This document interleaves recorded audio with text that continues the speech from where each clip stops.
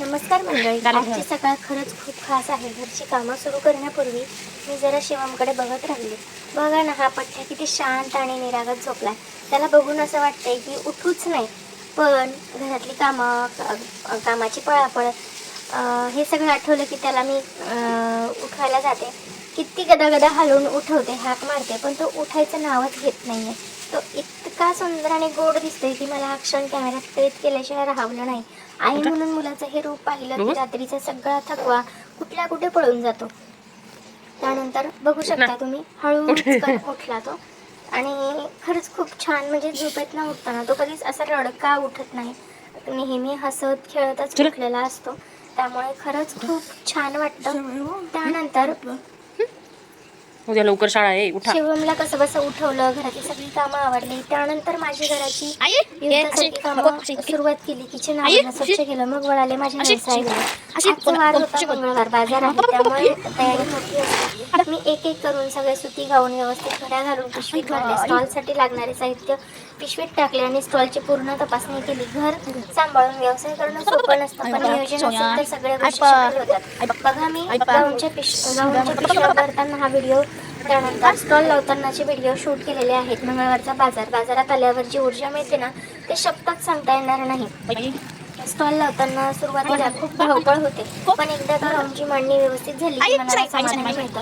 हा माझा छोटासा व्यवसाय आहे, पण यातून मिळणारा आनंद खूप मोठा आहे. स्टॉल लावताना एक छोटासा सीन बघा, जो मी खूप खास तुमच्यासाठी शूट केलेला आहे. हा सगळा व्हिडिओ शिवमने शूट केलेला आहे, त्यामुळे हा माझ्यासाठी स्पेशल आहे. कारण मी बाहेर गेल्यानंतर मला माझ्या कामात माझा मुलगा जेव्हा मदत करतो ना, तेव्हा मला खरंच खूप खास आणि छान वाटतं.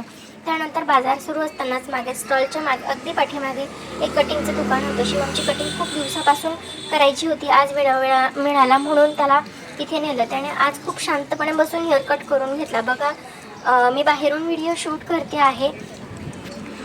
तो जवळ आल्यानंतर म्हटलं व्हिडिओ घेताच येईल. त्यानंतर तो हेअर कट करून आला. त्यानंतर तुम्ही बघू शकता, बघा बरं नवीन हेअरकट कसा आहे आमचा शिवम, किती देखणा दिसतोय. त्यानंतर मी तुम्हाला बाजारातली छोटी छोटी दुकानं दाखवणार आहे. किती सुंदर आणि गोड दिसतंय ना. त्याला हे साईडला मारलेले कट खूप आवडतात, त्यामुळे प्रत्येक हेअरकट केला की कट मारून घेते मी त्यांच्याकडनं. त्यानंतर बाजूला लावलेली सगळी दुकानं मी तुम्हाला दाखवणार आहे. बघू शकता, इथे फुलझाडांचं दुकान आहे, जे काका माझ्यासोबत प्रत्येक बाजारात असतात. त्यांच्याकडे सुंदर फुलझाडं असतात.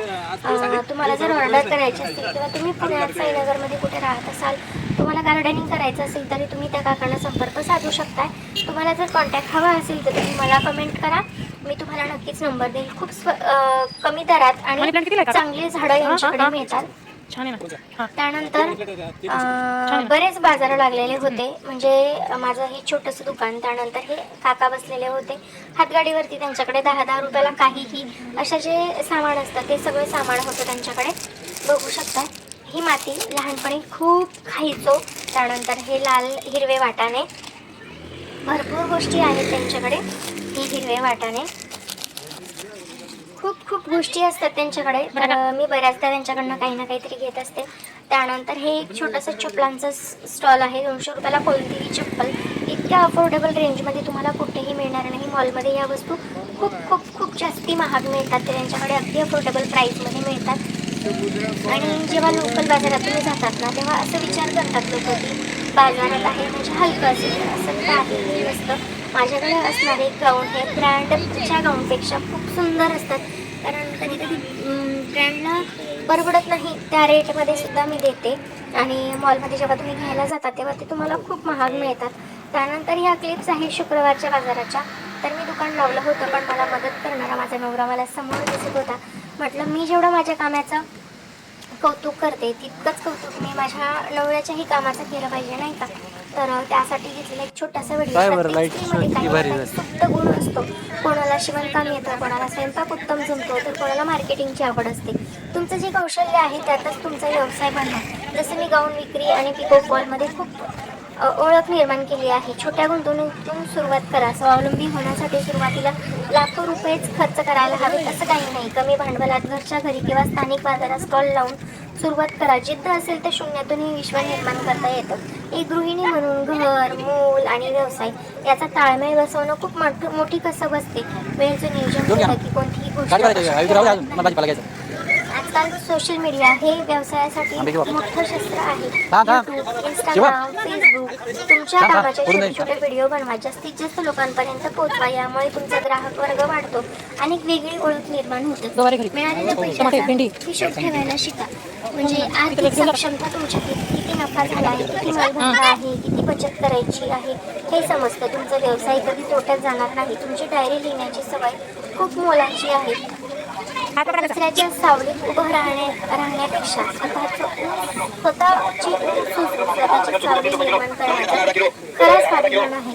हात रिकामे ठेवण्यापेक्षा विश्वाची रेषा बदलवा. वेळ घालवणार नाही. घराचा उंबरठा ओलांडून जेव्हा एक पाऊल व्यवसाय एक स्त्री नाही तर संपूर्ण कुटुंब प्रगतीकडे जाते. स्वतः स्वावलंबी होणं हे फक्त पैसा कमवण्यासाठी नाही, तर स्वतःच्या निर्णयावर ठाम राहणं आणि सन्मानाने जगणं हेही आहे. सुरुवात करा, मार्ग आपोआप मिळतो. तर बघू शकता माझ्या स्टॉल भरून झाल्यानंतर मी बाजारात असलेले इतर दुकानंही बघितले, इतर दुकानांमध्ये फिरले. त्यानंतर आपण गृहिणी आहोत, आपण काहीही केलं. मोठ्या मोठ्या जॉब करणाऱ्या गृहिणींनाही घरातलं काम चुकलं नाही.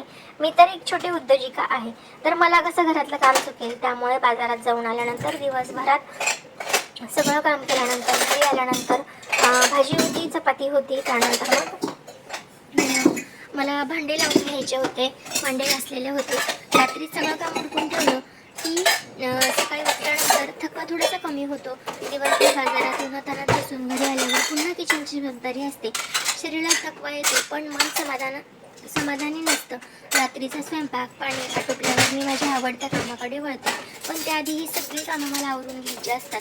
कारण रात्री जर मी ही सगळी कामं ठेवून झोपले तर माझ्या डोक्यात सतत तेच विचार चालू असतात की हे काम राहिलं आहे, ते काम राहिलं आहे. त्यामुळे कितीही बाहेरून दमून आले तरी मी रात्री माझं किचन स्वच्छ केल्याशिवाय झोपत नाही. आणि ही सवय प्रत्येक गृहिणीला असली ही सगळी कामं सोपी होतात. तर बघू शकता बाजारातल्या माझ्या मैत्रिणींनी मला फुलं दिलेली आहेत. एवढी फुलं तुम्हाला फुकटमध्ये कुणीही देणार नाहीत, पण तिने मला आवडीने दिली.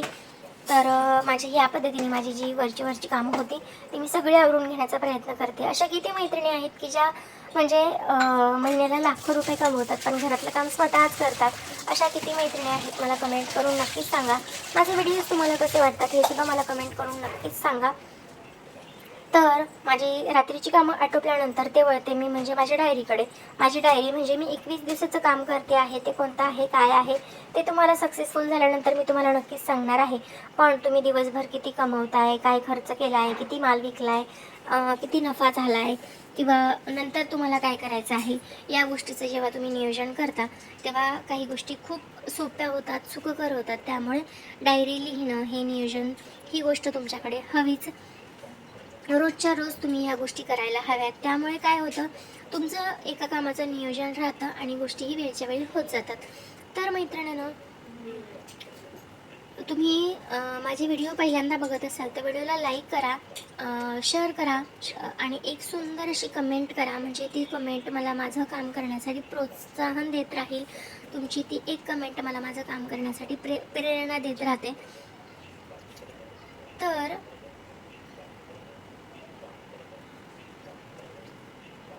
बघू शकता मी किती मन लावून त्या गोष्टी करते. जर तुम्हाला माझा आजचा प्रामाणिक प्रयत्न आवडला असेल तर व्हिडिओला लाईक करा, शेअर करा, मित्रमैत्रिणींना शेअर करा, जेणेकरून माझे व्हिडिओ जास्तीत जास्त शेअर होतील. व्हिडिओ लाईक करून सबस्क्राईब करायला अजिबात विसरू नका. भेटूयात पुढच्या ब्लॉगमध्ये. तोपर्यंत स्वस्त राहा, मस्त राहा, स्वतःची काळजी घ्या आणि घर हसत खेळत ठेवा. श्री स्वामी समर्थ. जय जय स्वामी समर्थ. श्री स्वामी समर्थ. जय जय स्वामी समर्थ. बाय बाय मैत्रिणींनो.